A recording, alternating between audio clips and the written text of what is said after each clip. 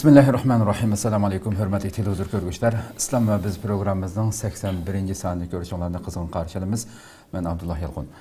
Qadrli ko'ruvchilarimiz, menga ma'lum bo'lgandek, biz bu programmamizda har bir musulmon chuqum o'z dinidagi bu masalalarni, ya'ni nihoyat ro'shan dalil asosida tushunish kerak bo'lgan xilma-xil temalarda suhbat qilib kelyapmiz. Rabbim inshaalloh barliq qilingan bu suhbatlardan tegishli nasibimizni elib shuningga ko'ra hayot xaritamizni sizib mengashqa muyassar qilishini tuvanchik bilan so'raymiz. Biz o'tgan qatimqi sonimizda 80-sonimizda nihoyat muhim bir tema to'xtalgan edik, ya'ni islom va demokratiya mavzusida.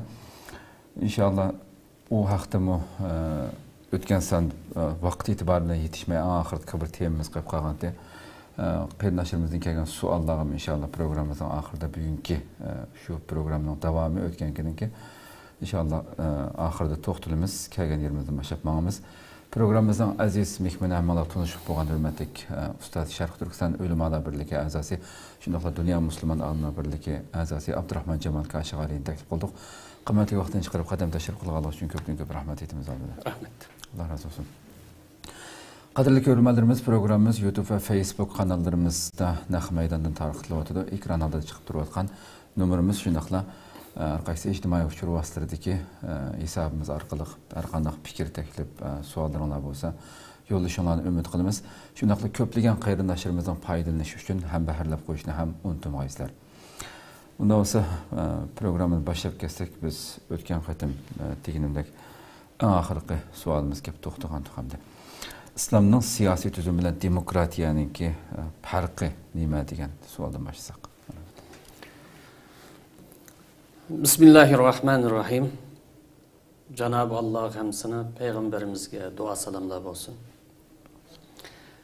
İslam bilan demokratiyaningki farqi yoki qaysi nuqtalarda o'rtaqlasha oladi, qaysi nuqtalarda o'rtaqlasha olmaydi degan temada tafsilotiga kelar qatimda to'xtalamiz Alloh xolisa. Bugun halqiliq bir nuqtada to'xtalmoqchi. Demokratiyanın İslamның siyasi tüzümüge o'xshamaydigan halqiliq tarafi qonun chiqarish sohasida ilohiy vahiydan uzoqlashtirilganligidir. Ya'ni demokratiyaningki İslamның siyasi tüzümüge o'xshamaydigan eng halqiliq nuqtani nereden tushunmasa, ilohiy vahiyni qonun chiqarish manbasidan tamamen ayirib etganligida ko'rib olgan bo'ldi. Çünkü G'arb demokratiyasi qonunni faqat aql asosida, tasavvur asosida, izlanish asosida chiqaramiz, ilohiy vahiy bilan bizning ishimiz yo'q deb qaraydi. Mana İslamning siyosiy tuzumi G'arb demokratiyasidan mush nuqtada farqlandi. Ama İslamning siyosiy tuzumi qarasak, İslamning siyosiy tuzumi qonun chiqarish manbasida, felsefesinde, maqsadlarda ve jazo belgelerinde G'arb demokratiyasidan farqlandi. Mesela qonun chiqarish manbasi. İslam qonun chiqarish manbasini Qur'on, sünnet birinci manba deb qaraydi. Aql ikkinchi manba. Uchinchi manba tajriba qog'ini mushtaq davomlashib mangadi. Yani vahiy birinci o'rinda, onu tushundigan, tafakkur qildigan, izlangan aql ikkinchi o'rinda, chunki islom dinida vahiy bilan aql hech qanday vaqtda zidlashmaydi, bir-biri qarshilashmaydi. Ikkinchisi Alloh taolaninki ne'mati. Ammo G'arb tushanchisida vahiy o'ri yo'q. Bular bugungi zamon demokratiyasida. Faqat aqliy tasavvur bilan, aqliy tushancha bilan qonun yo'l qo'ydi. Bu yer farqlandi. Endi falsafada farqlandi. Falsafada farqlandi deganimizda islom falsafasida İnsan Allah'ın ziminini idare kılışki vekil hesaplanır. İnni cailun fil ardi halife degan ayetni hüküm boyunca. Yani Allah'ın körsetmesi boyunca ziminini idare kılışki insan Allah'ın vekil. Ama G'arb felsefesinde zimin yoki dünya özligidan paydo bo'lib qolgan yoki bo'lmagan bo'lsa Allah ziminni yaratib qo'yib yoki dunyoni yaratib qo'yib tashlab etgan bütün iqtidorchilar, mutlaq iqtidorchilar bu aqlga mansub deb qaraydi. Bu yerda farqlandi. Ama maqsadlarga kelsak, bu yerdan farqlandi. Shariatning maqsadlari haqida ilgari ko'p to'xtaldik. Masalan, insonning aqida erkinligini qo'g'dash, insonning jonini qo'g'dash, insonning aqlini qo'g'dash, izzat obro'yini, mol mulkini, erkinligini hürlikini, baraberlikini degan bu narsani qo'g'day dinimizda har qanday vaqtida himoya qilinadigan, qo'g'dilgan muqaddas prinsiplar hisoblanadi. Bu yerda g'arbningki maqsadlari bilan farqlanadi. Ham jazo belgilari haqida islomda 6 turlik jazoga aniq belgilangan, qolganda har turli ahvol qarta ko'rsatma berilgan. Ammo g'arbningki jazo tuzumi bilan bu 6 turlik masaladan farqlanadiganligi ro'shan bir masala. Hamda bu siyosiy tuzumning vositalari, choraları yoki hukumat organlari, sistemaları ve tajribalarda farqlanib ketmaydi. Xo'sh. İslamning siyosiy tuzumi demokratiya bilan vositalarda ba'zi farqlansimi? Xo'sh. Ko'pincha organ, davlat yoki hukumat boshqarish organlarida, sistemalarda va tajribalarda bu yerda farqlanib ketmaydi. Endi g'arb demokratiyasi qarasak, qonun chiqarish huquqi xalqqa tava deb qaraydi. Ya'ni insonga tava deydi. İnsan o'zining xohligini bo'yicha fikr qila oladi, ya'ni qonun yo'l qo'ya oladi deb qaraydi. Ammo islomning qonunshunosligida qonun chiqarish huquqi ilohiy vahiyga tava, aql mush ilohiy vahiyni tushunish, izohlash shuning asosida yo'l yo'riq chiqarish yoki qonun yo'l qo'yish huquqi ega deb qaraydi. Shundaqlam islomdimi xalq tarafidan saylangan millat vakillarining agar o'lchamlik odamlar bo'lsa, bu bizningki mirosimizda ahlil hill val aqd deb ataladi. Saylangan millat vakillarining shariatda aniq dalil kelmagan sohalarda, Xo'sh. shariatning maqsadlari va prinsiplari rioya qilgan asosda qonun yo'l qo'yish huquqi bo'ladi. Islom qonunshunosligida. Shariatimizda, ya'ni Qur'on, sunnat aniq dalil kelgan bo'lsa, buni tutmaydi. Agar dalil kelmagan bo'lsa, shariatning prinsiplari, maqsadlari asosida qonuniy bo'shliq sohasi bilan qonun yo'l qo'yish, qonun tuzib chiqish huquqi islomda bor. Ya'ni bunday so'zba aytganchada islomningki halol, harom deb belgilagan mush qoidasiga rioya qilgan asosda yangi masala haqida izlansa, yangi masala haqida qonun takliflarini sunsa, bunun huquqliqmi, huquqliq. Buna asosan millat vakillari shariatda dalil kelmagan yoki qonuniy bo'shliq deb qaralgan sohalarda ijtihod qilib, aqlni ishlatib, qonun yo'l qo'yish huquqiga ega. Xo'sh. Bu xalqliq nuqtalamiz. Hamda bu qonun chiqarishdan boshqa, mesela saylam o'tkazish, raisni saylam orqali saylash, siyosiy faoliyatlarga har bir shaxsning qatnashish huquqi, hukumatda ko'p partiyalik bo'lish, ko'p sonliqning fikrni qabul qilish, hokimiyatni tinch usulda qo'ldan qo'lga o'tkazib berish, hokimlar nazorat qilish, agar asosiy qonun xilof qilsa uni tinch bir shaklda huquqidan tashlashga o'xshash. Bu nuqtalarda islomning siyosiy nazariyasi g'arbning demokrat nazariyasi farqlanib ketmaydi. Xo'sh. Mana hozir yuqori sanag'imizning ko'pinchisi vosita xarakterlik, tajriba xarakterlik, organ, sistema, nizom xarakterlik masala. Bu yer farqlanib ketmaydi. Shunga bir masala o'tirib qo'ygandilar, halol, harom yoki kufr iymon masalasi taqashmaydi. Biz falsafasida islomning siyosiy tuzumi falsafasida qonun chiqarish manbasida siyosiy prinsiplarda, maqsadlarda bu yerda farqlanadi. Ammo uni ijro qiladigan organ, tajriba, sistemalar ko'pincha farqlanib ketmaydi. Buni tushunib olsak, nada o'rtaqlasha oladigan, nada o'rtaqlashamaydi. Yoki bunday siz aytgan vaqtida nani qabul qilsa bo'ldi, nani qabul qilmasa bo'ldi, buni asan hukm chiqaramiz. Chunki biz o'tgan hafta suhbatimizda shunday degan, demokratiya inson tuzgan bir tajriba bo'lish sifati bilan her zaman o'zgartishga, her zaman almashtirishga, her zaman qo'shishga, her zaman qabul qilish, rad qilish sifatiga ega degan. Xo'sh. Agar demokratiya islom shariatini va islomningki hayot falsafasini qabul qilsa yoki o'ziga o'lcham qilib bekitsa, shuning bilan birlikda insonga qarta, parvardigor qarta va jamiyat qarta huquq, majburiyatlarga rioya qilsa, bu tuzum dal islom tuzumiga uyg'un kelgan bo'ldi.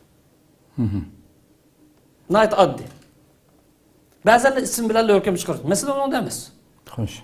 Şekil bilen isim meselesi emas. Bunun maqsadlariga, oq ko'rinishiga, prinsipiga qarash lazım.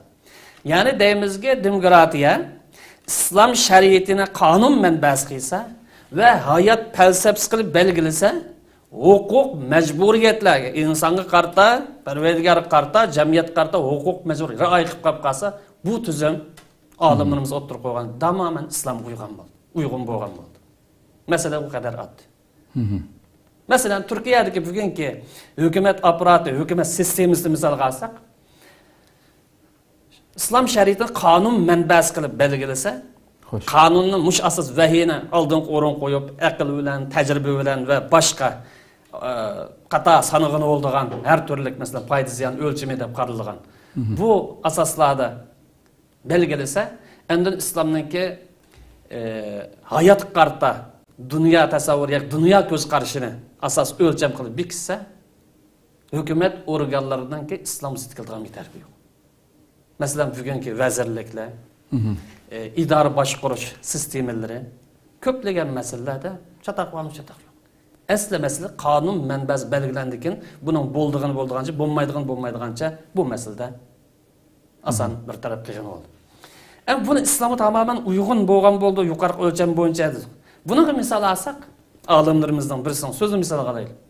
Yakın zamanda ötken dağlık mufassir alimlerimizden birisi Tahir ibn Aşur şunday deydi.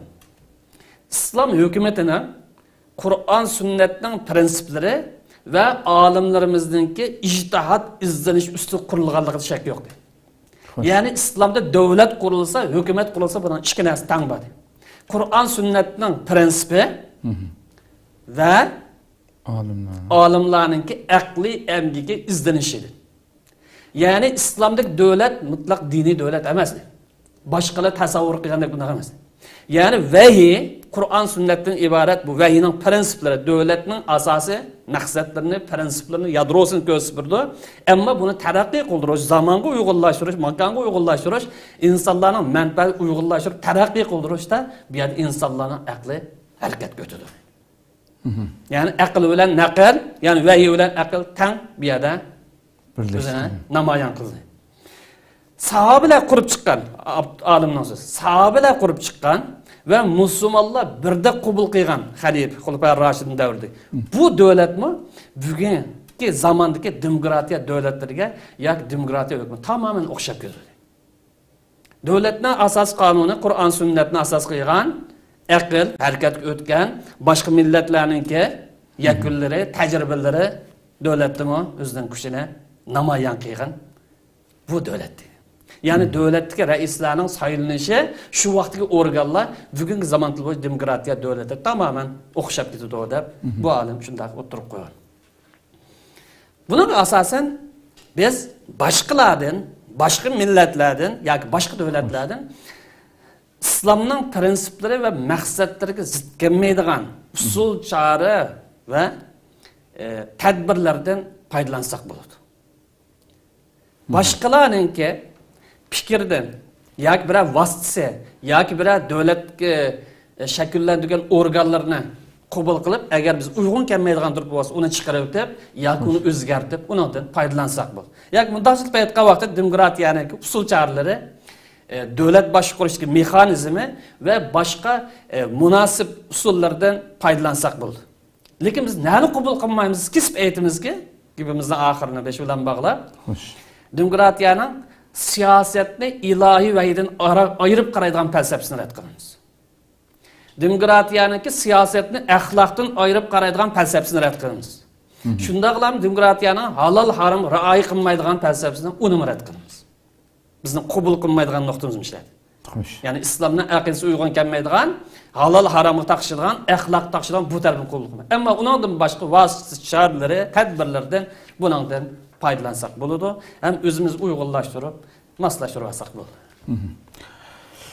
Ko'p rahmat. Ammo buning tafsilot haqida chiqisholmaydigan yanada, chiqisha oladiganlarda tafsilot haqida kelar qatim to'xtalamiz. Xo'sh. Ya'ni dinni siyosetdan ayirib etish deb qaraydigan bu narsani qabul qilmaymiz demak. Xo'sh, endi Müslümanlar otursa meyli fakat bu fakat bizdekiler mesela bütün dünyadaki 1,5 milyardan artık Müslüman boğan bolsa bilgen demokratiya meselesi tilg'anlığa vaqtida buni qabul qildiganlar, keskin rad qildiganlar degandek xilma-xil sahalarga bo'lingan holat mavjud bo'lib turadi. Deganki, yangi temamizga kirsak hamda ikkinchi sonimizda oldi bilan biz musulmonlarning demokratiyaga qanday qaraydiganligini, qancha xil kategoriyaga ayrilganligi haqida biraz bir to'xtalib o'tgan bo'lsak. Biz o'tgan qatimda islom demokratiyaga qanday qaraydi bu vaqtda biraz to'xtaldik. Endi musulmonlar qanday qaraydi degan bu masala to'xtalaydi. Yig'ib aytgan chog'da musulmonlarning demokratiyaga bo'lgan ko'z qarashi 3 turlik, 3 qism bo'linadi. 3 guruhga yoki 3 aqim bo'linadi. Birinchi guruh yoki birinchi aqimdagilar demokratiyani tamoman rad qiladi. Bular demokratiyaning kufrlik, ozg'unlik, bid'at, islomga qarshi degandek bu xil sifatlar bilan rad qildi. Ya'ni bu aqimdagi musulmonlar islom bilan demokratiyani hech qanday bir yerda moslashuvini bo'lmaydi. İkisi bir yerga hargiz kelib qolmaydi deb qaraydi. Ham buningga bir qaysi turli dalillarni yoki sabablarni ko'rsatdi. Masalan, bularni ko'rsatgan dalillar va sabablarning birisi islom dini Alloh tarafidan kelgan din. Demokratiya bo'lgan bo'lsa insonning aqldan yakunlangan bir tajribadir. Qandaqmi ikkisini bir yerga akkagini bo'lsin deydi. Bu gap tamoman to'g'ri. Dalil tamoman to'g'ri. İslam dini Allah tarafidan kelgan din. Qiyomat kuni o'zidan kuchini yo'qotmaydigan ma'sum bir din. Qur'on sunnati bilan. Ammo musulmonlarning harakati bilan, musulmonlarningki faoliyati bilan, qilmishi bilan emas, Qur'on sunnati bilan ma'sum. Shuning uchun islom tarixini islomga dalil qilishga bo'lmaydi degan yerimiz. Agar uyg'un, ya'ni hokimiyat yurgizganlar Qur'on sunnatning ro'yi bo'yicha davlat boshqargan bo'lsa o'rnak olamiz. Masalan, xalifalarning davriga o'xshash yoki Hazrat Umar ibn Abdulaziz va uningdan boshqalar. Agar Qur'on sunnatning ro'yidan chatnagan bo'lib qolsa, Qur'on sunnat davomli ma'sumlik ro'yini saqlaydi. Tarixda xatolik o'tkazganlar tarixda xato o'tkazdi deb yozildi. Uning ismi xalifa bo'lsin, sulton bo'lsin, uning ishimiz yo'q. Ma'sumlik shariatga mansub, hokimiyatga mansub emas. Xo'sh. Ma to'g'ri ekanmiz. Ya'ni shuni bilan birlikda bu to'g'rimizda hech qanday bir vaqtida Alloh tarafidan kelgan insonning dunyo oxiratlik saodat uchun bir hayot falsafasi yoki hayot metodi bo'lib kelgan dinni demokratiyaga o'xshash 2 asrlik to'xtamay o'zgarib turayotgan, to'xtamay almashib turayotgan, yana 10-20 yildagi nagarib to'xtashim belgini olmaydigan buni bilan selishtirishmi? Bumi Alloh tarafidan kelgan dinni qilgan zulm bo'lgan bo'ldi. Lekin qanday foydalanamiz degan u ayrim bir masala. Ammo ikkisini teng o'rin qo'yish bu dini qilingan, ya'ni Alloh tarafidan kelgan. Birinchi turkumlikda sunayotgan dalilim bu. Men ashunning dalilini to'g'riligini taqimman ta'kidlab o'tirib qo'yadim. Xo'sh. Shu bu yerda islomning siyosiy tuzumi bilan yoki ba'zi olimlar kilarga to'xtalamiz. Bu yerda demokratiyani selishtirish to'g'ri kelsa, islomni bir butun din sifatida emas, islomdagi shuro bilan demokratiyani selishtirishni bo'ldi. Faqat bir prinsipni va uningki atrofidagini dedi. Biz bu vaqtda kilarga to'xtalamiz. Xo'sh. Xo'sh. Endi ikkinchi, bu birinchi demokratiyani faqat qabul qilmaymiz deydiganlarning ikkinchi dalili demokratiya degan xalqdan xalq hukm qilishi. Ammo islom degan Allohning hukmini ijro qilish. Bu ikkisi tamoman ayrim narsa, shuni qabul qilmaymiz deydi. Men bularga javoban qisqacha deymi o'tgandim javob bergan. Xalqning xalq hukm qilishini ansiraydigan tarafimiz yo'q. Bu yerda xalqningki iymoni, xalqning aqidasi, xalqning qimmat qarashi belgilaydi bu masala. Masalan, Sharq Turkiston Uyg'urlarni misolga olsak, bizga hozir erkinlik bo'lib, Xitoylardan bir o'rlikka erishib, davlat qurish imkoniyati keldi. Demokratik davlat quramiz degan bu holat shakllandi. Aqimlarning, tashkilotlarning uning buning bilan. Bu holatda davlat qursak, demokratiya deb qursak quraylik. Ammo xalq bu yerda nimani tanlaydi? Qur'on sunnatni manba qilgan, Xo'sh. demokratik davlat qursak quraylik degan tanlash. Hargiz mustabidlikni xohlamaydi. Kommunistlarning davlatini xohlamaydi yoki Qur'on sunnatni yoki aqidamizni chetqa qilgan skolarizm deb atalgan yoki almanizm deb atalgan bunday davlatni qabul qilishni xohlamdi. Xohlamaydi. Bu xalqqa bog'liq.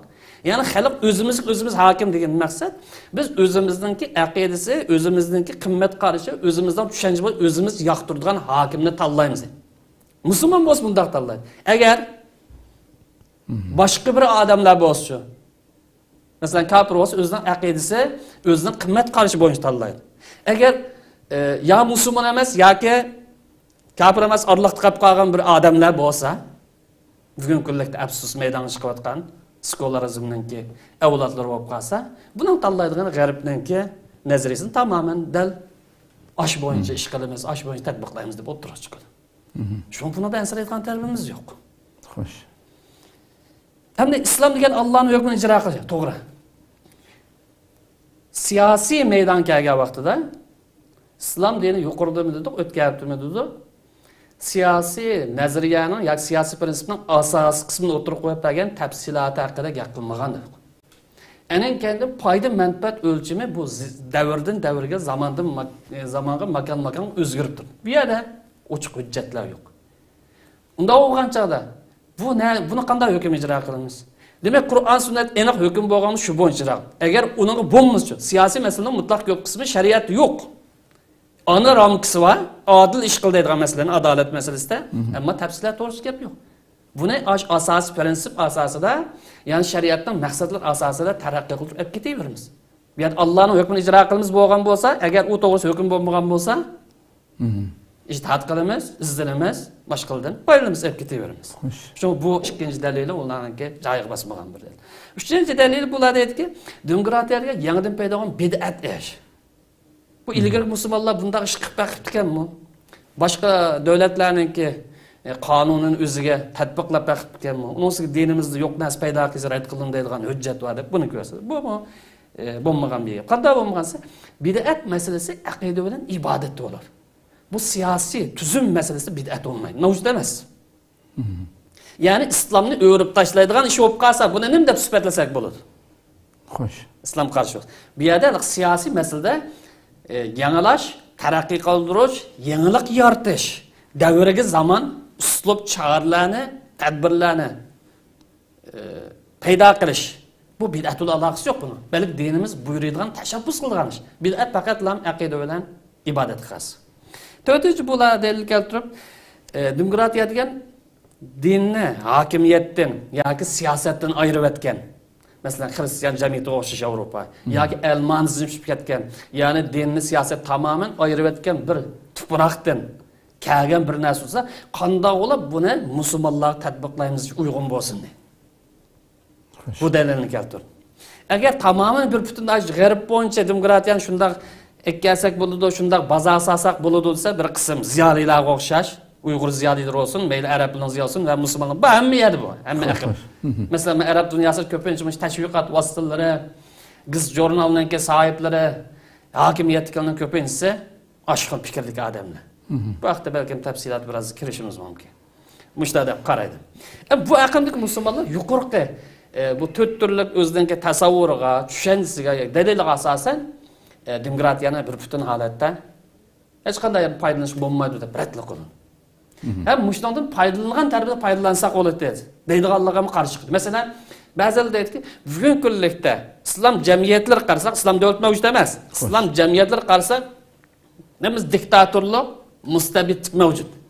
Musulmonlarni bosh ko'tarmaganlik, islom harakatlariga taraf-tarafdan to'sqinlik qilganlik, jugansalarlik. Shuni bugun biz islom da'vatini rivojlantirish, islomning ko'rsatmalarini shaxsiy va ijtimoiy hayotimizda tatbiqlash uchun mustabidlardan qutulish uchun mavjud bo'lgan bu g'arbning sistemasidan, demokratiya sistemasidan siyosiy erkinlik falsafasidan foydalanaylik. Siyosiy erkinlik sistemasidan tuzumidan foydalanaylik deydiganlar bor.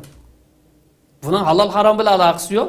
Yuqorida deganimizda, yoki aqida bilan aloqasi yo'q. Faqat siyosiy erkinliklar bilan. Chunki bu ular liberalizm tarafini yoki kapitalizm tarafini siyosiy erkinlik tarafidan foydalanib, masalan, bizim saylam kerakli, hukumatga qatnashaylik, bu orqali jamiyat o'zgarish qiladi deydigan, netchilagan islom aqimlari yoki harakatlari yoki shaxsiylar mavjud. Xo'sh. Ammo aqimdagilar yo'q bo'lmaydi, to'g'ri emas. Sen kichikkin bir yer bo'lsin qabul qilsang, demokratiyani xatolashgan bo'lasan. Hatto ba'zilari mushu demokratiyaning foydali taraflaridan foydalanib, bugungi mustabidlikdan, diktatorlikdan qutulish uchun, g'arbning siyosiy basimidan va ideya hujumidan qutulish uchun foydalanadiganlarni hattoki dindan chiqardi, murtadga chiqardi. Chunki ularning nazar demokratiya bir butun holatda kufrdan, ozg'unlikdan, zalolat iborat. Bu bir qism aqldagi musulmonlarning ko'z qarashi. Xo'sh. Endi ikkinchi turdagi aqm. Bu qanday aqmsa tamoman yuqoriqining aksicha. Ya'ni demokratiyani mutlaq qabul qilganlar bo'ladi.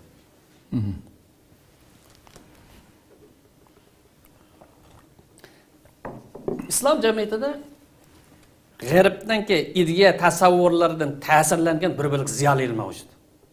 Yuqorida deganimizdek, biz jurnal tashviqot sohasida hokimiyat, ma'arif sohalarida yoki hozirgi mavjud bo'lgan hokimiyatningki asosli o'rinlarida huquq to'g'riligini ko'pincha g'arb jamiyatidan, g'arbning ideyasidan ta'sirlangan musulmon. Musulmon. Chunki o'zi musulmon emas demaydi bo'ladi. Ba'zi namoz o'qiydi, ko'pincha ba'zi emas. Ammo deydiki, bu siyosatni manda maqsad qildi, zamon biya keldi. Nima ish qondasa, shuni bo'lni ko'pincha ya g'arb dunyosida o'qigan, yoki o'qimagan bo'lsa, islom ellardagi g'arbningki universitetlarda o'qib chiqqanlar. Xo'sh. Ya'ni Bejonda o'qigan bilan boshqa yerda o'qiganning farqi o'xshash ideyasi. Xo'sh. Bularni deb qaraydi o'zi, bu aqmdagi ziyoli deb atsak munosib bo'ladi. G'arb demokratiyasini ijtimoiy liberalizm qismi bilan kapitalizm, iqtisodiy kapitalizm tarafi bilan va siyosiy erkinlik qismidan bir butun holatda qabul qilish yoki shuningdan foydalanish bugungi bizning jamiyatimiz uchun shifoliq dori. Bugungi bu oqida qilib qolishdan qutulishning dorisi, bugungi bu 3-dunyo ellar deb sifatlanishdan qutulishdanki chorasi deb qaraydi. Nimishqa bularning ideyasi islom bo'lgan tushunchasi to'g'ri emas. Xo'sh. İslamni bir butun holatda tushunmaydi. Chunki bularningki o'qigan yeri boshqa o'qish shu ideya bo'yicha fikr qildiganlar. Ya'ni g'arb bularning demoqchig'ini demokratiyani qabul qilishda yoki foydalanishda muayyan bir o'lchami yo'q bo'lganki. Ya'ni me'yor bo'ladi, me'yor bo'lmaydi deydigan shu. Ya'ni bularni qilsa g'arbning biroz farqli tarafi, sen namozingni masjid o'qiyver, ammo hokimiyat ishi, davlat ishi kelgan chog'da hech qanday aralashma. Biz sistemni ekildi, sen masjid ibodatini qil, boshqa ishga aralashma deb islomni jamiyatdan, siyosatdan, hayotdan tamoman ayiruvchi tarafdordagi, ya'ni sekularizmningki yeniroq bir qismi. Sekularizm ikki bo'lindi, ya'ni ilmonizmlik. Bir butun ilmonizmlik mutlaq dindan chiqarilgan, ya'ni birisi juz'iy qismen chiqariladi. Ma'lumotning ko'pincha qismiy chiqariladi. Chunki islom jamiyatida musulmonlar hokimlik qilsa bo'lgan bo'lg'achqa tamoman bu aqidani chatqa qilamiz deydigan. Niyatida bo'lsa uni uch qashqar o'tirib qo'yolmaydi, chunki xalq musulmon bo'lganligi uchun. Shu bo'la g'arbningki demokratiya nazariyasida yaxshi bo'lsin, yomon bo'lib qolsin, umumizlik ashuni olsak yaxshi bo'ladi deydigan bu xil tashabbus kuchidan yetsa ashunda tashabbusi bo'ldi. Ya'ni bundan ko'z qarash bo'yicha aqidani siyosatga aralashtirmasak, bu shariat taynimiz demasak, bu qimmat qarashimizga ta'sir yetkazdi, kimligiga ta'sir yetkazdi degan gapni qilmasak, bu axloqni siyosatga aralashtirib olmasak bo'ladi. Biz g'arbga o'xshash hamma ishda o'xshash bir o'lchami yo'q. Aytaq bir demokratiyani qo'llansak bo'ladi deydigan bu aqmdagi insonlardan iborat. Bularningki ideyasi g'arblashib ketgan bo'lg'achqa, bular g'arb ideyasi bo'yicha yashashga va g'arbning madaniyatini ayda bir butun yaxshi yomoni bilan qabul qilishga yoki tatbiqlashga urindigan insonlardan iborat. Arab dunyosini ko'pincha ba'zan so'raydi ba'zi qarindoshlar. Bir masalani o'tirib qo'ygan chog'da, bu sizlar degan yoki siz degan bu islomning ko'z qarashi qaysi davlat arablarning qaysi tatbiqlabdi deydi. Arablik islomning hujjati emas. Bizga tushgan narsa Qur'on bilan sunnat. Arab tatbiqlasa tatbiqildi, tatbiqimiz qoldi. Masalan, aniq taqimni ro'shan bir misol qilaylik. 12-asrdan keyin, ya'ni Mo'ng'ullar islom dunyosini vayron qilgandan keyin, arablar hokimiyat siyosiy maydondan og'ir darajada chekingan. 12-asrdan keyin siyosiy maydon tamoman chekingan bo'lg'achqa, siyosiy kuch, siyosiy huquq, siyosiy idora turklarning qo'liga o'tib ketgan. Bag'dod Mo'g'ullarning qo'liga tushdi. Islom dunyosidagi shu davrdagi siyosiy liderligi Misrdagi mamlukiy Türk hokimiyati 200 yil sürdü. 200 yildan keyin Osmonlarga o'tdi. Xo'sh. Demak, uzun yil hokimiyat sohasidan yiroqlashib ketdik. Shu oxirgi bu vaqtda qandoqlik o'paz biz davlat quraylik, uning uyg'un kelmaydi, bir narsani o'ttirga chiqib, nima bo'lsa, bozor sotib qishtirishdi bo'ldi. Xo'sh. Shunga bu aniqi kishilarning psixikasini, ruhiy holatini, buningga qimmat qilish tushunmay turib kim tatbiqlabdi? Ya'ni mustamlika, arablarni besvagan mustamlika, hozir 22 davlat deb ayni qoldi. Besvagan mustamlika chiqib ketgandan keyin bir-birlab bular o'zining qo'ziqlarini, o'zining ideyasi bilan yashaydigan, o'ziga davomlab o'zidan ayrilmaydigan odamlarni tikib qo'yib chiqdi. Shunga bular islomga vakillik qilmaydi, o'zining millatiga vakillik qilmaydi. Demokratiya deb davlatning ismida bor, ko'pincha ammo amaliyotda demokratiya mavjud emas. Mustabidlikdan eng yuqori darajasi shu yerda topildi. To'g'ri. Bu nuqtadan tushunishga bo'ladi. Ham bu ikkinchi aqim. Bu yer uchinchi bir aqim bor. Uchinchi aqim ikki aqimning orasida. Bir aqim demokratiyani bir butun qabul qilmaslik, foydalanmaslik tarafdori. Yaqin kelmaslik tarafdori. Yana bir aqim bo'lgan bo'lsa demokratiyadan hammasini qabul qilish, yak demokratiyani jamiyatda tatbiqlash tarafdori edi. Ham uchinchi aqim o'ttirhal yo'l tutganlar. Ikki aqimningki o'ttirishdir. Ya'ni demokratiyaning hammasi yaxshi yomonni bir qabul qilish tarafdorligi emas, yoki bir butun holatda rad qilish tarafdorligi emas. Bular nima deb qaraydi bo'lsa, biz bugungi davrimizda o'zimizning ahvolini tuzlab, belimizni ruslab, bir siyosiy jihatdagi mustaqillik, ideyaviy jihatdagi mustaqillik, madaniyat jihatdagi mustaqillik, iqtisodiy, ijtimoiy jihatdagi mustaqillik holini shakllantirish uchun bugungi mavjud bo'lgan sistemadan foydalanaylik. Foydalangan taqdirda islomning aqidasiga zid kelmaydigan, islomning prinsiplari va maqsadlariga zid kelmaydigan vositalardan, idora tuzumlaridan foydalansak bo'ladi deb qaraydi. Xo'sh. Masalan, bu deydiki, G'arbning demokratiyasidan foydalansak bo'lgan taraf misol qilib, masalan, xalqning o'zlari hokim bo'lgan kishini o'z erkinligi bilan saylashi. Bugungi musulmonlarningki eng og'ir krizismi? Dəlmişər. Özüge hakim bo'lgan kishini o'zlari saylay olmaslik. Masalan, biz Uyg'urlarningki misol qaraylik. Kommunistlar qadam qo'ygan tartib, Xitoy mustamlikasi qadam qo'ygan tartib, hokimni o'zimiz saylay oldikmi? Saylay olmadik. Sab g'alcha, aqli g'alcha chiqdi. Xitoyning siyosatini tatbiq qildi. Shuningga o'xshash bu G'arb ishg'oliyatidan qutulgan Arab mamlakatlaridagi insonlarni o'ziga hokim bo'lgan kishilarni o'z erkinligi bilan saylash imkoniga erishamaydi. Xo'sh. Ya podshohlik tuzumidagi mustabid, ya bo'lmagan bo'lsa harbiy sohadan kelgan, istixborot sohasidan kelgan mustabid. Yoki yana bir soha. Qanday qilib bo'lsa mustabidlikda sifatda o'rtaq. Ya milliyligi mavjud emas yoki islom kimligi aniq mavjud emas. Shunga bo'ldiki, masalan, demokratiyaning o'ziga hokim bo'lgan kishilarni o'zi saylash, bu foydalansak bizga foydaliq deydi musulmon. O'zimiz xohlamaydigan hokimlarni huquq beshiga chiqishga yo'l bermaslik. Bundan foydalansak bo'ladi. Shundan hokim xatolashib qolib qolsa, ogohlantirish, unga bo'lmay qolib qolsa, uni tinch bir shaklda, masalan,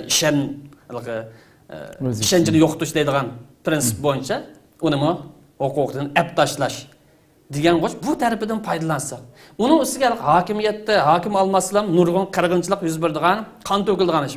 Shu huquq almash qavatida tinch qo'ldan qo'lga o'tkazadigan bu usullardan foydalansak, ne ziyon? Bu bo'ladigan ishqi deb qaraydi, bo'ladi. Buning ustiga yuqorida men degan mush nuqtalarni o'zi dal islomning ko'rsatmasi edi. Masalan, islom dinida xalqninki, ya'ni musulmonlarning, ya'ni islom jamiyat yashaydigan insonlarningki o'ziga hokim bo'lgan kishilarni erkin saylash huquqi bor. Balog'at yetgandan keyin. Xo'sh.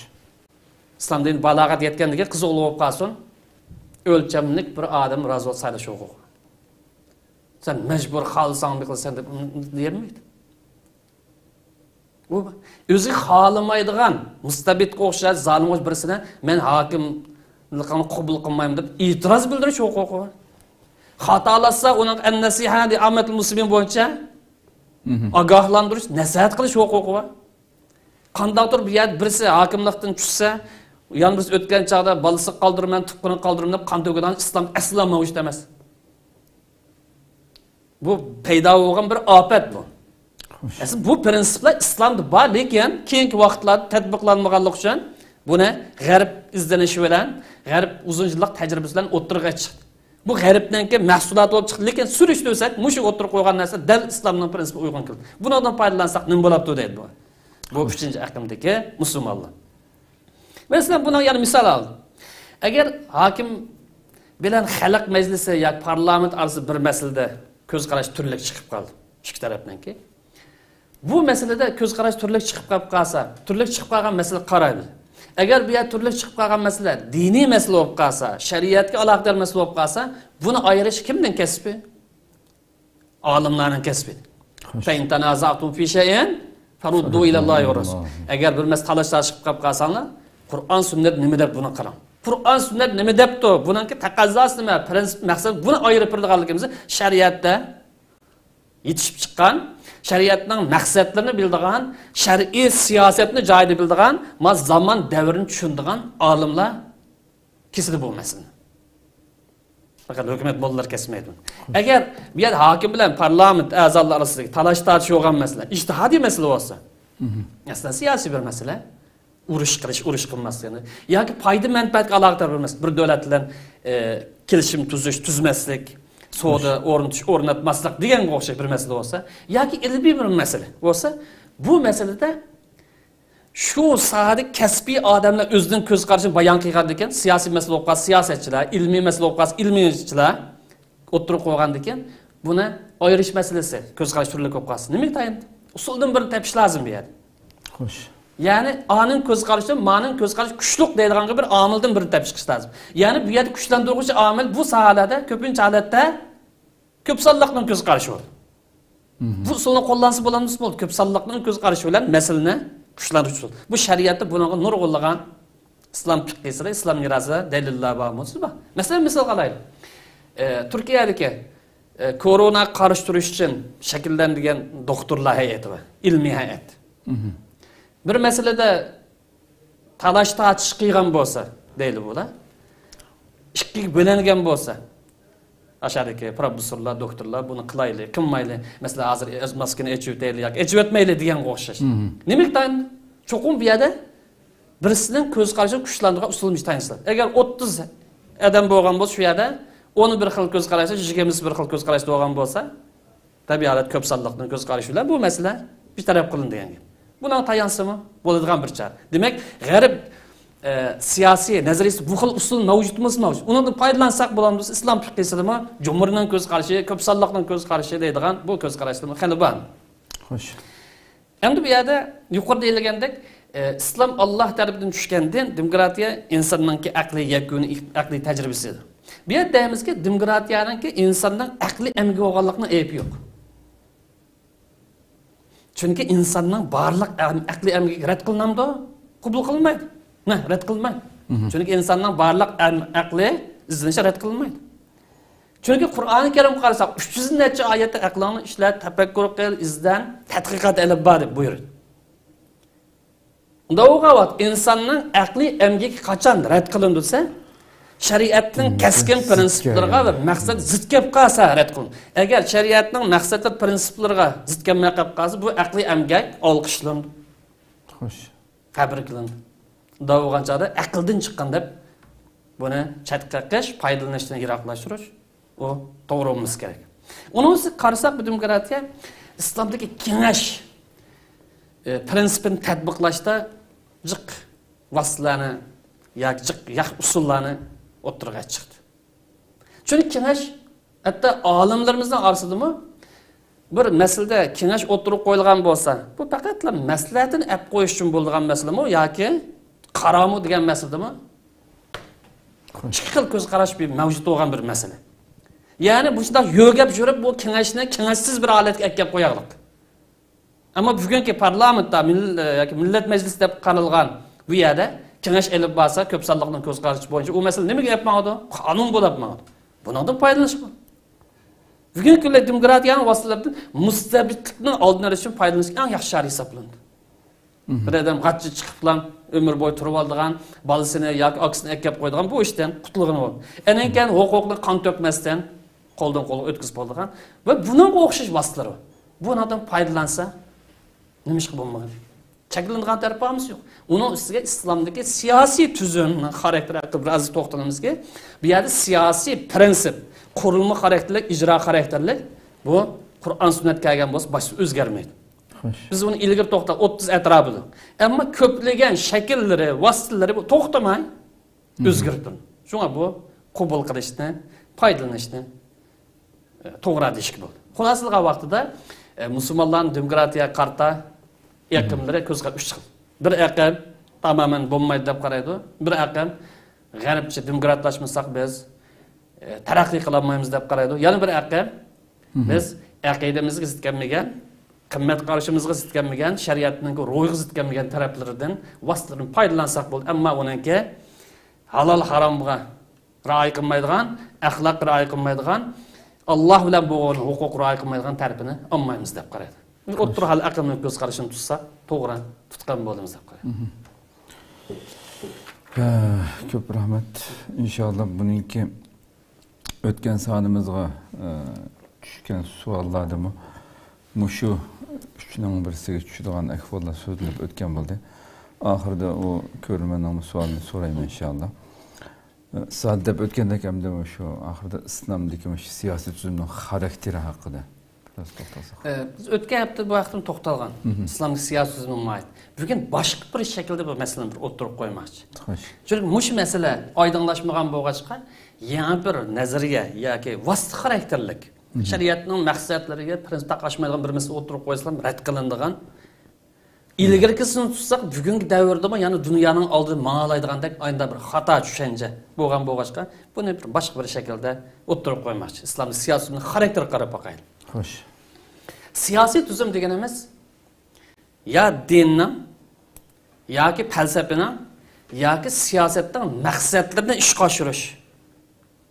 Uni jamiyatda va ijtimoiy hayotda amaliy tatbiqlash uchun qo'llanadigan vositalar, organ, sistem tajribalardan iborat. Bu siyosiy tuzum. Xo'sh. Ya dinning maqsadlari oldu yoki falsafaning yoki siyosatning, chunki dunyoning ahvoliga ko'ra. Endi musulmonlarga qarasak, sahobalar dastlab musulmonlarga qarasak, bular islomning siyosiy va ijtimoiy prinsiplarini ijtimoiy amaliy hayotda tatbiqlash uchun, jamiyatda buni amaliy ishga oshirish uchun xalifalik tuzumini ijtihod qilib kashf qilib chiqdi. Xalifalik tuzumi. Ijtihod qilib kashf qilib chiqdi. Ya'ni musulmonlar payg'ambarimizning davridagi xalifalik tuzumini o'ttirib qo'ydi. Bundan maqsad nima desa, islomning siyosiy ijtimoiy prinsiplarini amaliy kundalik hayotda, ijtimoiy hayotda tatbiqlash. Buni musulmonlar ijtihod qilib kashf qildi. Ya'ni xalifalik tuzumi nimaga tanisa shariatning maqsadlari, prinsiplari tayindir, ammo buning idora qilish shakli, idora qilish usuli, vositalari insonning aqlidan chiqdi deydi. Ijtihod qildi demak, aqldan chiqdi demak. Yani oyat hadis bilan bekitilgan. Bekitilgan. Unda bo'lgancha bu ijtihodiy bir masala, ijtihodiy tuzum, xalifalik tuzum. İjtihadi tuzum bo'lganki shu davrga nisbatan eng munosib, eng to'g'risi. Xuddi yuqori deganimizdek, mudanliq mufassir olim Tahir ibn Ashur deganda sahobalarninki qurib chiqqan davlati bugungi zamondagi demokratiya davlatlariga usul jihatdan, nizam, sistem jihatdan o'xshab ketadi. Chunki g'arb sistemasidan kim demokratiya sistemasining o'ziga xos falsafasi bor. Vaqt kelar hep to'xtalamiz falsafasi haqida. Shuning o'zi islomning xalifalik tuzumining o'ziga xos falsafasi bor. Ya'ni shariatninki prinsiplari, maqsadlarini vujud chiqarish. Demak, musulmonlar kashf chiqqan, ijtihod qilib chiqqan bir tuzumdan iboratdi. Bu shu davrga nisbatan eng yaxshi, eng to'g'ri. Ammo keyingi bir zamonlar kelganchada buning shaklida o'zgarish paydo bo'ldi. Shu bo'yicha taraqqiy qilgan bo'lsa, shu usul bo'yicha gullangan bo'lsa, bugungi davrda eng yuksak, eng taraqqiy qilgan bir nizomga aylangan bo'ladi. Ammo afsuski podshohlik sistemasining, ya'ni hokimiyatni, mashruiyatni amaldan qoldirib o'tadigan. Ya'ni hokimiyatning qonunliq bo'lishini ko'z yumadigan bir holat shakllanib, bu tuzum taraqqiy qila olmay uxlab qoldi. Ammo eng muhim bildiganimiz xalifalik tuzumi ijtihodiy bir tuzum. Endi islomning davlat, siyosat va ijtimoiy masalalar prinsipini emas, islomning ko'rsatmalarini tatbiqlash, shariatning maqsadlarini ishga oshirish va musulmonlarning siyosiy birligini reallikka oshirish edi. Shu davrdagi musulmonlar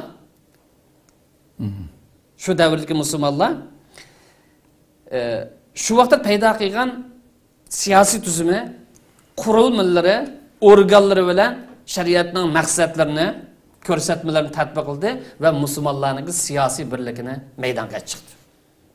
Demak, bu shariatning ko'rsatmalari, maqsadlarini va shariatning ruhini tatbiqlashninki nimasi edi? Vositasi, chorasi edi. Islom tasavvurida tuzum madaniy bo'ldi.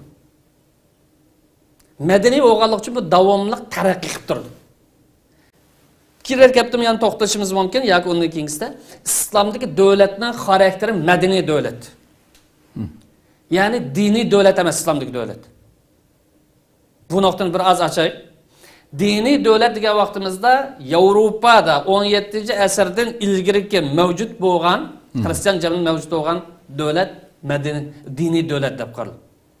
Chunki u yerda hokimiyat yurgizgan podsholar her bir narsa Allah'ın hükmü bu deplam kesip hiç kimge hiç qanday gap qilolmaydigan fikir erkinligi, itiraz erkinligi yoki bosh erkinlik bermay oyunda hokimiyat yurgizgan. Her bir masalada popning buyrug'i yoki hokimiyatning buyrug'i. İslamda bunda hokimiyat mavjud emas.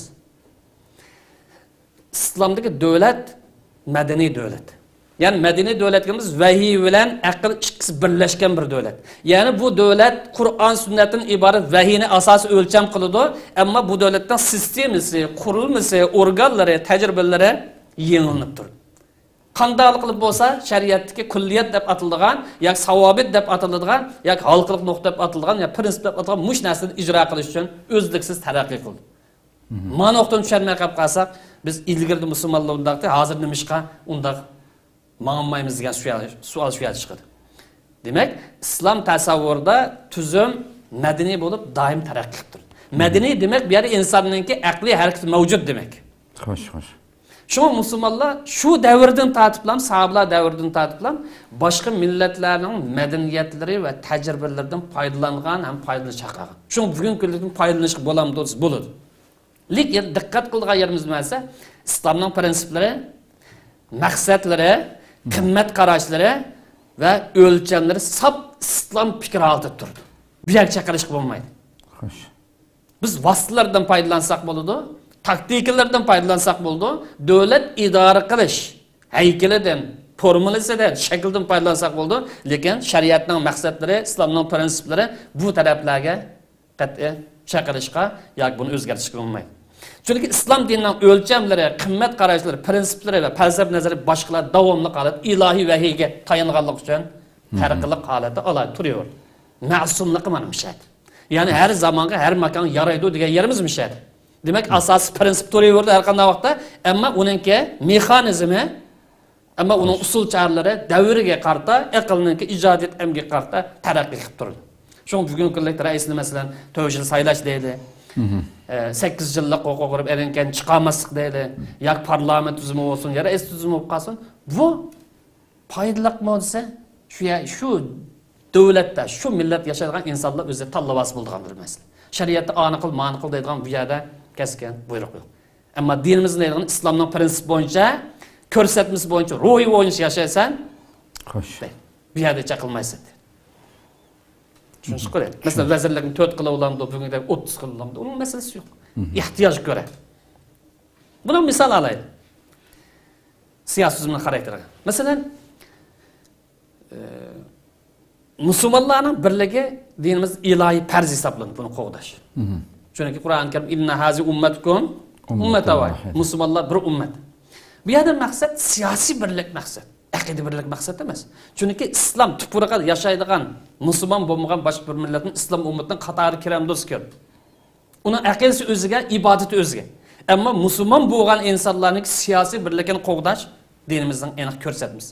Xalifelik tuzumi dal islomning prinsip ko'rsatmalarini tatbiqlash va musulmonlarning siyosiy birligini vujud chiqarish uchun shakllangan, qurilgan bir tuzumdan iborat edi.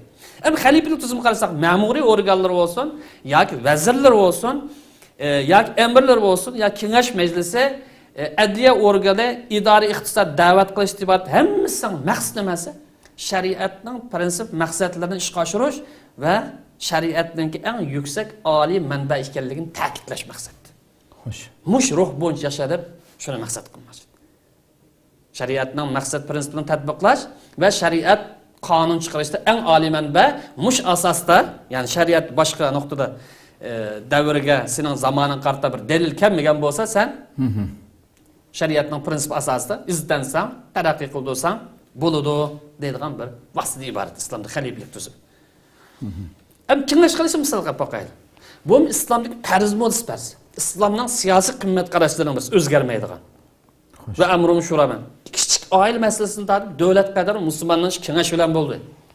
Farz qilib belgildi. Ammo musulmonning hayotida bu tatbiqlanadi. Lekin g'arb demokratiyasida bu ko'p tatbiqlanadi. Ama bu kengash qilish diniy farz bo'lganda, lekin buni amaliy ijro qilish tuzumlari, vositalari va organlari bu insoniy ijodiyatga iborat. Dinimiz buyurdi va shavirum fil amr. Kengash qil, maslahat qil. Lekin qaysi shaklda qiladi? Qaysi bir formula bilan qilib, bu yerda buyruq ham, aniq buyruq ham yo'q. Ammo cho'qim kengash qilish farz. Buni biz musulmonlar qaragan vaqtida boshqalar güzel bir shaklda bir formulani, bir shaklni o'ttirib qo'ygan bo'lsa, uningdan foydalansak dinimiz to'samdi bu yerda? To'smaydi. Bu kofirning aqlidan chiqqan mahsulot deb qaramaydi. Chunki buning aqida bilan halol harom bilan aloqasi yo'q bu masalaning. Masalan, qonun chiqarish organi bilan adliya organini ayirish misol qilaylik. Ya qonun chiqarish organi bilan ijroiya organlarini ayirish misol qilaylik. Masalan, yaxshi ish bo'lsa, yaxshi foydali ish. Halol harom bilan qat'iy aloqasi yo'q. Aqida bilan aloqasi yo'q. Balki aqidani, ya'ni islomning adolat tuzumini, kengash tuzumini ishga oshirish uchun bir qulaylik, bir vosita. Shu deymizki, bu tuzum islomning prinsiplari, maqsadlarini qancha ishga oshira olsa, bu tuzum islomga uyg'un tuzum bo'ladi. Ammo ismi shunday chiroyli, atavoldi biz xalifelikda, lekin islomning prinsiplari xilaf, shariatning ro'yi xilaf bo'lib qolsa, bu tuzum islom tuzumi hisoblanmaydi. Gerçi o devlet özüne İslam devleti deb atab olsin, gerçi hakim özüne Emirul Mu'min deb atab olsin. Şariatning ro'yi xilaf qilib qolsa, keskin amr qilib qolsa, o islom uyg'un yo'l tutgan bo'lmaydi. Şoň bu yer devletninki yoki hukumatning ismi shakliga emas, balki shariatning prinsipi ro'yi uyg'unmi, uyg'un emasmi buningga qarashmaydi. Yana bir misol olaylik. Adalet meselesi. Dinimiz adaletni jari qanday bir soat tatbiqlaysan deydi. Şahsiy olsun, jamiyat olsun, devlet olsun. Bu o'zgarmaydigan bir siyosiy prinsipdir. Hem buni oila tatbiqlash masalasi, shaxsiy hayot tatbiqlash masalasi, jamiyatda davlat tatbiqlash masalasi uchun bu yerda nurg'un balkim vositalar bo'lishi mumkin. Bir jamiyatdan bir jamiyat farq qilib qo'ygan vositalar bo'lishi mumkin. Bundan aniq ko'rsatmalar bormi? Yo'q. Buning ko'pincha ijod qilingan, ham ijod qilinishi nizom tuzumlardan iborat. Şu bugün kıllıkta Müslümanlar, meyli kengaş olsun, meyli adalet olsun, bunu en güzel şekilde işe aşırış ve insanlığa faydalı şekilde vücut çıkarış için takımı bunu güllendirse, takım bunu terakki kıldırırsa yol uçukmuş yol uçuk. Burunku Müslümanlar tatbiqlanan devlet, adalet, manda tatbiqlangan, şu boyunca olğanımız yana şundaq olur desek biz hata açımız. Bu devirninki taqazzası, şaraiti, imkaniyeti şu en yaxşı edi. Ama bugün biz yaşayotgan davrning sharoit taqozosi o'zgardi. Unda bo'lgan bugungi davrda adolatni eng go'zal shaklda nima tatbiqlanadi? Kengash sistemasi islomdagi prinsip nima eng go'zal shaklda tatbiqlanadi? Qaysi chora bilan? Buni qarash lozim. Ma islomdagi bu siyosiy xarakterini bilmay qolib qolsak, buningga davlat andaqti, hozir mandaq deb hammani hal qilish chorasini ko'ni zamon taqaydi, ammo davr bilan, taqozo bilan sharoit qaramaydi. Natijada u ish oqmay qolib qolsa, yaqarab o'tirg'ash chiqdi. Şoň xulosaga vaqtimizda bu to'g'ri gapimizda bu yerda qonun manbasi bilan davlatning qurilma o'lchimini va vositalarni ayirish intayin muhim. Şun bunun Müslümanlar bu davlatning qonun manbasi va davlatning qurilish o'lchimi bilan vosita usul char tajribalarni farqlantiradiganligi uchun boshqa millatlarning madaniyat merosiga echilgan. Shundaqla tuzum organ vosita maydonlari boshqalarning insoniy tajribalaridan foydalangan. Masalan, misol qilaylik. Dastlabki islom davlati, masalan, xalifalar davlati idora tuzum sifatida divan tuzumini Rim imperiyasidan olgan.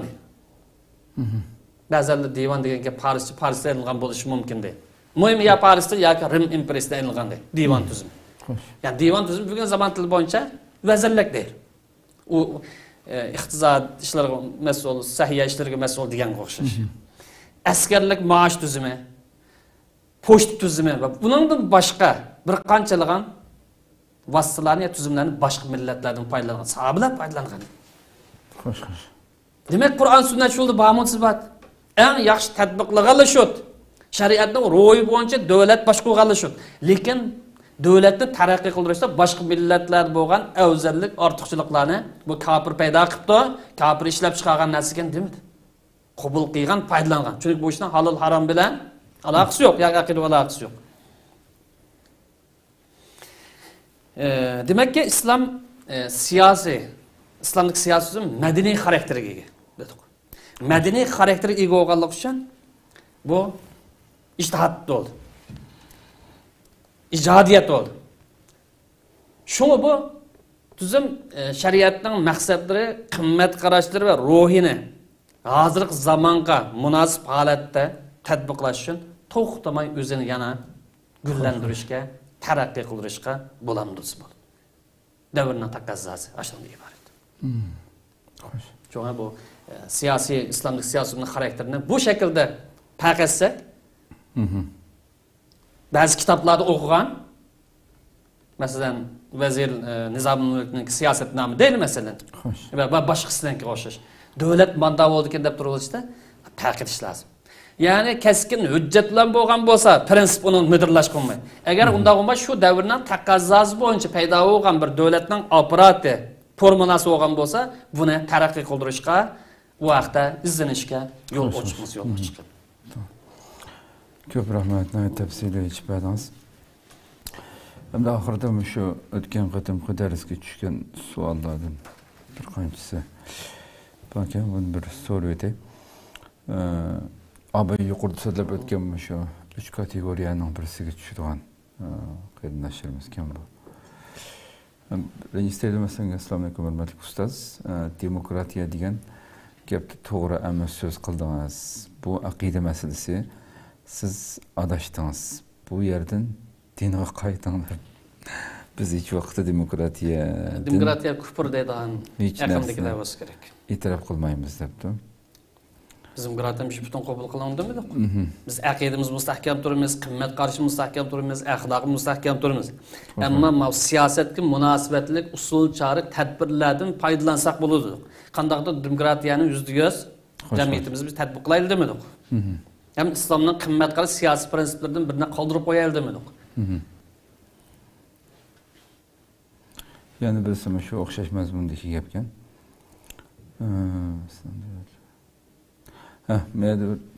İslam davlatlarida diktatorlik bor deb, bular demokratiyadan o'ginib, isloh qilish kerak degan gap odamni iymondan chiqaradi deydi. İslam davlatlarida diktatorlik bor deb turib, bular diktatorlik bor, shunga bular demokratiyadan o'ginib, o'zini isloh qilish kerak degan gap bu xato gap bu deb tamamlaydi. Odamni iymondan chiqaradi. Biz hech qachon demokratiyadan ibrat olmaymiz. Balkim bizga Allohning kitobi, shundaqla Nabiyimizning sunnati, payg'ambarimiz sunnati bizga kifoya. Qaysi bir inson demokratiyadan ibrat, ya'ni shunday bir narsa oldi ekan, olaman yoki to'g'ri desa, o kishi kafir bo'ldi deganlik nima? Mustabidlikni biz munkar deb qarasak, xato eg'irda munkar deb qarasak, eng eg'ir munkar shu. Siyosiy mustabidlik.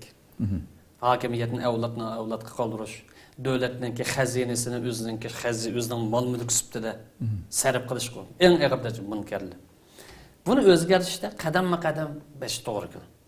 Musulmonlar 20 asrninki 5-19 asrninki oxirlarida mustamlikaga qadam qo'ygan bo'lsa, Osmonlarning oxirgi zamonida bir asr tatib hozirgacha siyosiy va iqtisodiy mustamlikadan qutulgan yo'q. Bugun Turkiyada yuz berayotgan masalaga bir az kirgan vaqtimizda 4-5 yil bo'lgan pitochilarningki harbiy harakati Turkiyaning iqtisodi to'xtamay hapilishish, egizpas qilish. Oxirgi vaqtlarda yuz bergan, kunimiz yuz bergan o't qo'yish degan o'xshash. Bu masalalarning ko'pincha nimani ko'rsatadi? Bir misol aytib bersam. İslam dunyosidagi uyg'onishninki muqaddimasi bo'lgan Turkiyani bosh ko'tarmaslik plani bilan bo'layotgan ahvol. Chunki bu yerda siyosiy jihatdan g'arbninki siyosiy necha vaqtdan endizdan yoki siyosiy besimidan qutulsa, boshqa bir islom ellarimi buni do'rab chiqib, hammasi bosh ko'tarib qarshi chiqadi. Shunga bu yerda islom ellar deb qaralgan hech qanday bir yerda siyosiy jihati mustaqil, iqtisodiy jihati mustaqil, fikriy jihati mustaqil bunday bir imkoniyat bermaslik uchun to'xtamay mana bizdan ayrilsanglar, kuningni patparaq o'tadi, ishinglar chataq chiqadi, pulinglar egizpas bo'lib ketadi, yashayanmaysizlar deydigan bu qo'rqinch salish uchun elib berilayotgan bir harakatlar. Xo'sh. Agar buni tushunsak. Hem gibimiz qaysak bu mümkün o'zgarish. Demek bir asrning mabeynida mustamlikadan qutulgan dekin hozirgacha musulmonlar ozdiga vaqtida 60-70 yil deb qarasak bizdan boshqalar. Masalan 45-yilda Misr Angliyaning mustamlikasini ozod bo'lgan bo'lsa, oxirgi 69 atroflarida bo'lag'liq Aljeriya masalan Fransiyaning mustamlikasidan. Xo'sh. Tabi yaqin kishi mustamlik tajovuz bir millatlar edi buni. Bo'lganlar uni buni degan bilan. Hozirgacha hakimiyet beshidagilar o'zining adamlar.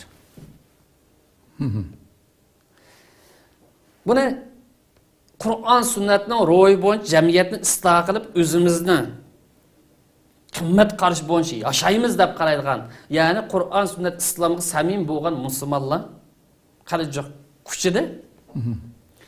Hatto 91-yil Aljeriyada demokratik saylan bilan nimada mutoladi bu? Aljeriyada hukumatni. Ammo Fransiyaning o'yinlari bilan bu besiq turildi. Ujuqtirib o'tildi. Xo'sh. Demak, bu ahvol 70-chi ismini qilsa Suriyada yuz berdi. Tarix ismini qilish. Nechilg'a yerdiki bu munkarni siyosiy yo'l bilan o'zgartirish tadrijiy qadam o'zgartish harakatlarimi ba'zi unum berdi, ba'zi unum bermadi. Şuna bu uzun yıllık mustabidlikten qutuluş için hazır muşular o'zi da'vo qilayotgan g'arb dunyosi to'xtamay islom ellariga tangish urinayotgan 5 yil oldida 2016 hozir to'xtab qoldi o'g'ay uning dedim bilat yana mushu g'arbning tangayotgan narsadan foydalanib turib saylamni erkin olib berib millat musulmon bo'lgan ekan o'zimizning qimmat qarishi kimligi ilohiy va mush asosda tadrijiy biz işimizde ebbamısak bulmaydı degan bu yakun kelaylik. Onun baş ba'zal deyish mumkin. Jang qiliblam, qurollar kurash qiliblam qilsak mumkin. Amaliyatim bu bo'ladiq. 60-yillar balki unada ilgari bo'lsa kerak. Bu ahvol masalan Misrda yuz beraylik. Oxirgi vaqtlarda nima bilan yuz berdi? Afg'oniston ba'zi tashkilotlarning masalan jiqyalida yuz berdi. Qurol kuch bilan qilamiz. Ammo hech qanday bir yerda natija qozonolmadi, balki nurg'un vayronchiliklarni, xarobchiliklarni keltirdi. Qurolli kuch bilan hokimiyat tatib islom prinsipining tegidan xatoti bugun kunlikdimi u ish hech qanday natija balki ziyon etgan. Xo'sh. Shu bu yerda Qur'on sunnat kifoya to'g'ri. Biz bu shu xil sharoit kelgicha, shu xil holat kelgicha bugungi bor imkoniyat foydalanaylik. Masalan, shuni da'vatgan, shuni kompyuter yozgan qarindosh so'rab boqay. Sizning qo'lingiz yozgan shu iPhone'du yoki Samsung'du. Siz ishlab chiqargan narsa emas, musulmonning mahsuloti emas. Nima ish kofirning mahsuloti ishlatdingiz? Bu demokratik kofirlarning mahsuloti. iPhone bilan Samsung. Unda o'g'acha demokratiyaning hech qanday foydalanuvchisi bo'lib qolsa, siz ishlatgan telefonni axlat tashlaydi, kompyuter. Nima ish qilsangiz, biz musulmonlar aynan bir telefon ishlatgicha iPhone'ni ishlatib turdik, Samsungni yana bizni ishlatib turdik. Demokratiyadami shunda qilib turaylik demak. Şun bir yerde aqidimiz taqşirliğe yerini almaymiz, ahlakımız taqşirliğe yerini almaymiz, halal haram taqşirliğe yerini almaymiz. Fakat siyasi erkinliğini ve siyasi jamiyatni idora qilish vositalaridan foydalanaylik demoqchi. Da'vat qilamizmish. Xo'sh, xo'sh. At sözünüzde balısıga qaldırış meselesine iğir bir münker dediniz mesela. Bulup mu Osmanlı'yı desek mesela. Onun aldıdaki mi mesela? Osmanlı olsun, Qaraqallı olsun, yanımız soğuk kalsın. Dadısının balısı qaldırış, bu devletini başqurish, milletini başqurish onun şartı. Şu vaqt o mülki emas da, şu vaqtdagi mesela aş vaqtida mesela şu tasavvur qilaylik mesela. Şu vaqtida mı devletning eng cho'nglari mesela vazirlar, ilim adamları, alimler hammasi şura bilan balkim hattoki şu cemiyette, şu devlette eğer cemiyetni tekshirsinmi çünkü bir podshoh kelgusida çünkü islom nomidan yurgizayotgan ekan hokimiyatni men musulmonlarni ziminni kundan kunga taraqqiy qildirib nurg'un joylarni fath qilib degandek o'zining farzandlarini masalan o'zining meros kelgusida taxtga chiqishga yetarlik har jihatdan tarbiyalab uni tayyor qildi ekan hamda chunki boshqa bir g'um saqlaydigan boshqa bir islomga bu fathininki to'silib qolmasligi uchun texnik taraqqiy qildirib menish uchun o'zininki ajdod avlodlaridan bo'lganlarni tarbiyalab yetishtirib tayyor qildi. Boshqa birisini qo'liga o'tib ketib, bu islomning gullanishi, taraqqiy qilishi to'silib qolmasin degan niyat borligini yo kitoblardan o'qiymiz yoki bugungi ishlanayotgan filmlardan masalan buni ko'rib olib bo'ldimdi. Uning qancha % tarixiy haqiqat ekanligi ayrim bir masala talash-tartish qilishga bo'ldi. Ammo bu suratni musulmonlarning eng buni kirgizayotdi masalan. Agar uch qo'yayotgan bo'lsa, bolasi qat'iy bo'lolmaydi desa, balkim shu zamondagi eng shu huquqqa yoki podshohlikqa loyiq bo'lgan shuning bolasi bo'lishi mumkin masalan. Shu hokimning. Ikki bir masala bor. Yenik tarafini olib aytgan vaqtida podshoh bolasini obdan tarbiyalab, bilimli qildi, olim qildi. Adalet bilan hokimiyat boshqaradigan deganda qobiliyatlarni o'rgan. Saylamchisi. Agar shu davlatdagi insonlar, musulmonlar boshqalarga qaragancha bilim ma'rifatga ega, qobiliyatga ega, axloq ega, bizga zulm qilmaydi, adolatni tatbiqlaydi, shariat ro'yi bo'yicha bizni boshqardi deb rozi bo'lsa, hokim bo'lsin, bolasi bo'lsin, nevrasi bo'lsin. Unda masala yo'q. Xo'sh. Ama unda emas 6 yoshlik, 8 yoshlikda sen mendekin veli ahdi deb izbasar deb belgilab qo'sh. Hech qanday bir yerda unda dalil yo'q-ki. Hech qanday bir sultonning, xalifaning unda haqqi yo'q-ki. Bu ummatningki siyosiy huquqi qilgan tajovuzchilik hisoblanadi. Chunki o'tgan hafta dedikki, islomning siyosiy tasavvurida davlat asos emas, millat asosi. Ya'ni davlat tiklangan bo'lsa, yani devletli siyasi hakimiyet kuch bo'lganmiz bu huquqini davlat olib olganlikdan emas, balki kimdan oladi desa, fuqarolardan oladi. Bu Allohning arziga ham mashhur bir nuqta. Demak, millat e'tirof qilgan bo'lsa, majburlanmasdan, zo'rlanmasdan, turmuqqa tashlanmasdan, qiynalmasdan siyosiy kirishim asosi bo'yicha bay'at bergan bo'lsa, yoki uni qabul qilgan bo'lsa, chataq yo'q. Navrisiga beramiz degan jinasi bo'lgan bo'lsa. Bu bir masala. Ikkinchi bir masala bor. Bu mazkur kitobda eng to'xtalgan temaning birisi. Xo'sh, xo'sh. Asosiy qonun kirishisi. Islom madaniyati asosiy qonun kirishisi. 1000 yilning mobaynida hal qilinmayotgan islom bir asosiy qonun kirishisi. Xo'sh. Kitobning asosiy nishoni to'xtalgan. Islomning siyosiy nazariy tasavvuri. U nima desa? Hazrat Ali zamonida oxirgi xalifa Hazrat Ali zamonida yuz bergan bu ikki qatimliq büyük malamançılık fitne kubra deb ataymiz. Malamançılıktan keyin şu vaqtliq bir hal qilish chorasi o'tirib tashlangan fuqarolar olimlar tarafida. Ya'ni ummatning birligini saqlab qolish uchun hokimning qonunliq bo'lishi ko'z yumishdan iborat bir masala o'tirib chiqqan. Xo'sh. Nima masalada diqqat qilamiz? Ummatning yoki musulmonlarning birligini saqlab qolish uchun hokim kim bo'lsa bo'lsin Ahmet olam, Samet olamdı, küçük taynıp el olamdı, onun köz yumaylı dediğin vaqtliq bir hal qilish chorasi o'tirib tashlangan fuqarolar tarafı şu vaqtdagi qon to'kilishdan oldin olish uchun. Bu vaqtliq chora edi. Ammo bu vaqtliq chora keyingi davrlarda bu odatga aylanib qoldi. Odatga. Asos qonunga aylanib qoldi. Keyingi vaqtlarda bu hokimniki mashruiyati tamoman o'ttirg'i chiqmaydigan, mashruiyat haqida gap qilmaydigan bir holat shakllanib qoldi. Ya'ni mashruiyatdan maqsad hokim ummat tarafidan yoki millat tarafidan ravo ko'rinamdi, rozi bo'linamdi, qabul ko'rinamdi, millat o'shan rozimi, rozi emasmi deydigan bu masala tamoman tashlanib qoldi, o'ttirib chiqmadi. Hokimiyatninki, ba'zisiniki o'zining avlodlariga qarshi, ba'zisiniki qo'rqish sababidan oraliqda bir qancha qatim olimlar tarafidan va boshqalar tarafidanmi qarshi aqimlar, o'qitish kuchlar, hatto harbiy o'zgarishlarni islom tarixida ko'p yuz berdi. Bilan kitobga murojaat qilsak bo'ldi. Demak, xulosa qalam nima desa, mashruiyat degan mush masala men yilning mobaynida hal olmay kelayotgan bir masala. Shuni bugungi islom allari deb ataladi, islom davlatlari emas, mavjud emas. Islom allari deb atalayotgan yerdiga hokimlarning mustabid diktator bo'lishi, islom prinsiplari amal qilmasligi, musulmonlarga tamsil qilinmasligining sababimiz edi. Agar biz mush masalani islomdagi asl prinsip mush. Chunki dinimizdami sizlarga bo'lgan eng hokim, eng nachar odam qanday bo'lsa, sizlar xolim salom sizlarga iymon bo'lib olgan, yo'lbosh bo'lib olgan, lider bo'lib olgan deydigan aniq ko'rsatma dinimizda. Xo'sh. Ya'ni namozdami bir odam biz xolimsak iymon bo'lish haqqi yo'q. Unda o g'ayat albatta davlat, jamiyat boshqarish yerda biz xohlamaydigan bir odamningki hokim bo'lib olish, lider bo'lish hech qanday salohiyat yo'q deymiz. Mushu mashruiyat masalasi tiklansa, ya'ni millat rozi bo'lgan bir odam chiqsa, u vaqtida shariatni tatbiq qilindi, millatni adolatga erishdi, u vaqtida mayli rozi bo'ldi. Bu haqda garchi bu g'arb dunyosida oxirgi davrda jo'llokdanki yoki ismini unutib qoldim.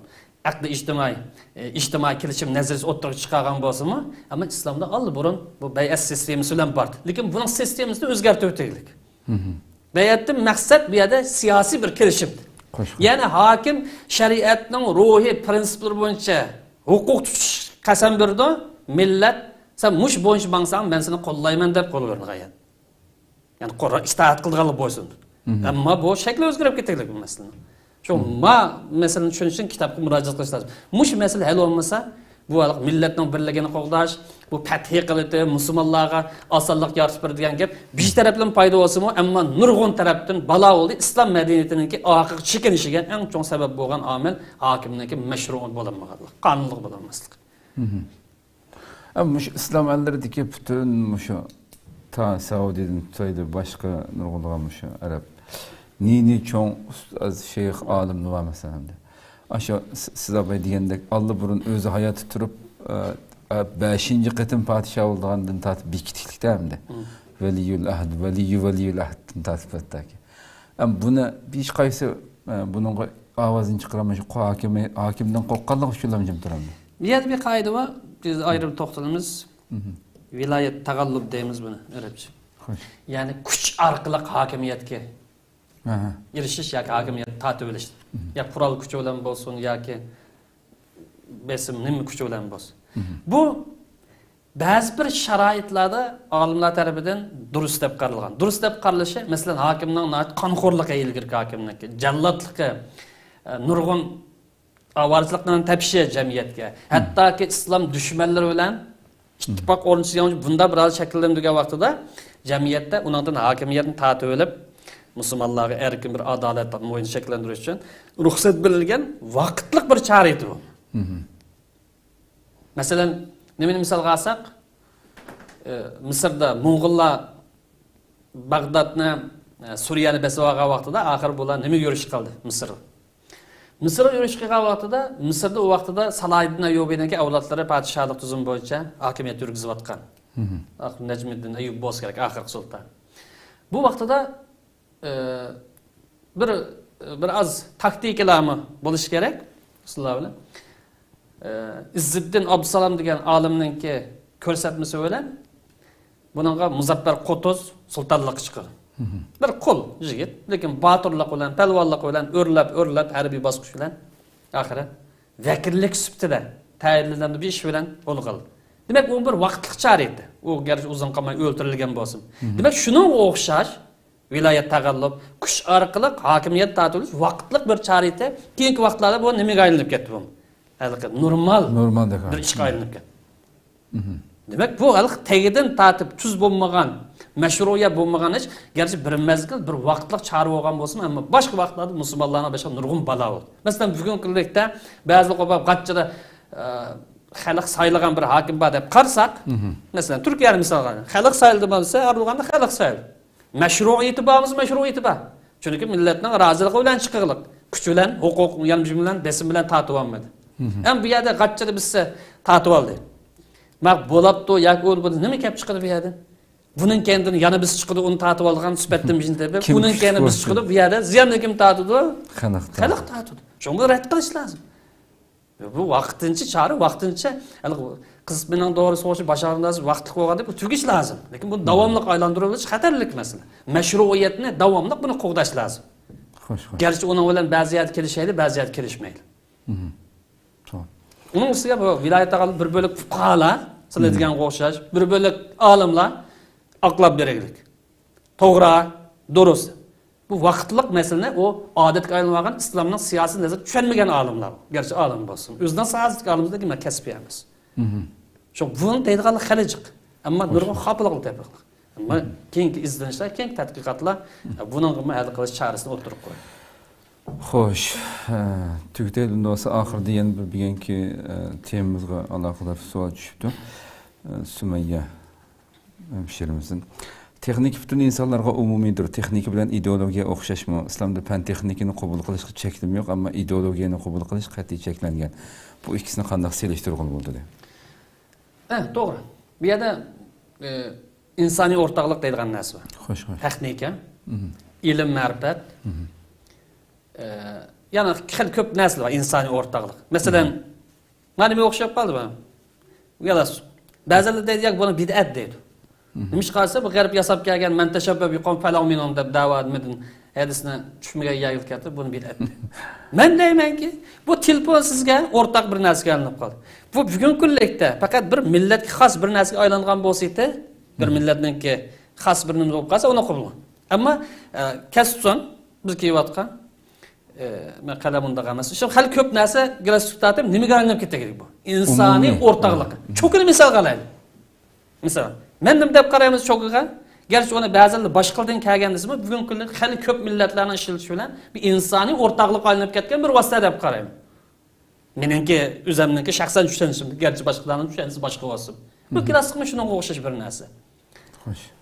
Xo'sh. Bu nuqta bo'lgan bo'lsa. Demak, bunga o'xshash o'rtoqlik ta'va narsa hali ko'p. Bu vaqtda bir yozim bor, yana ayrim bir programma to'xtalsak bo'ldi. Masalan, ham ideologiya masalasi, to'g'ri.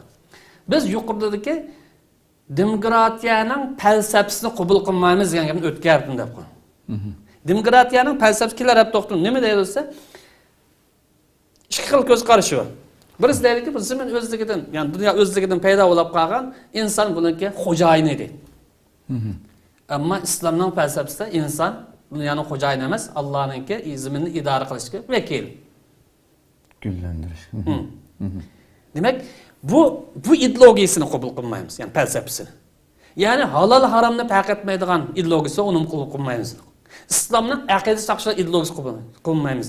Bizning da'vat qilganimiz davlat boshqarish, idora boshqarishga munosabatli, qatnash boshqarish munosabatli deydi, yoki bugungi sahiya ishlarni boshqarish munosabatli deydi, yoki nurg'un narsalar bor. Saylam o'chi degan o'xshash. Bu narsa sistemaga o'ltirib bo'lgan. Bu narsadan foydalanaylik da'vatimiz. Qandaqdir biz g'arbning demokratiyaniki falsafasini, ya'ni ideologiyasini qabul qilamiz demdi. Qabul qilmaymiz. Chunki uningki falsafasini qabul qilsak, kufrlik boshlab bordi. Ya'ni masalan jinsiy erkinlik. Bir tarafida misol qilaylik. Kufrlik boshladi. Iqtisodiy jihatda jazoni bilan ilm setim qilish kufrlikka boshlab bordi. Xo'sh. Liberalizmlik, ya'ni vahiyni yoki dinni ijtimoiy hayotdan siyosat ayirib o'tish kufrlikka boshlab bordi. Bu tarafini qabul qilmaymiz. Shuning biz chorasini, taktikasini, tuzumlarini da'vatimiz. Hech qanday ideologiyasi qabul qilmaymiz demaydi. Meg'iznelib shakilni tashlab o'tish degandek qisqarsak. Ko'p rahmat mushahat tugasak haqiqatan uzrab ketdi programmamizning bo'lgan vaqtimi. Rahmat, inshaalloh davomini kelar hafta yana davomlashtiramiz. Qadrli ko'ruvchilarimiz, shuna qilib Islom va biz programmamizning 81-soni mushahada oxirlashdi. İnşallah Rabbim bu söylengen elbette sezgür mesele bunu doğru düşenge vaxtımızda nurgulagan işlerimizden ki roşan uçuk haletli mağdıqallıqqa hemmizge ma'lum har qandaq böyle bu tema bolsun yoki başka temalar bolsun bilgen ki biraz yeni gap qılınbatı ama lekin inşallah aldığımız ki sanğa bulup bu şu İslam ve demokratiya babları tüygen sanğa ayırıp koyuyor sözümle bilgen biraz uzarap ketdi. Rabbim ömür bəsi aldığımız ki sandık görüşükçe aman boğayslar. Esselamu Aleyküm ve Rahmetullahi Teala ve Berekatuhu.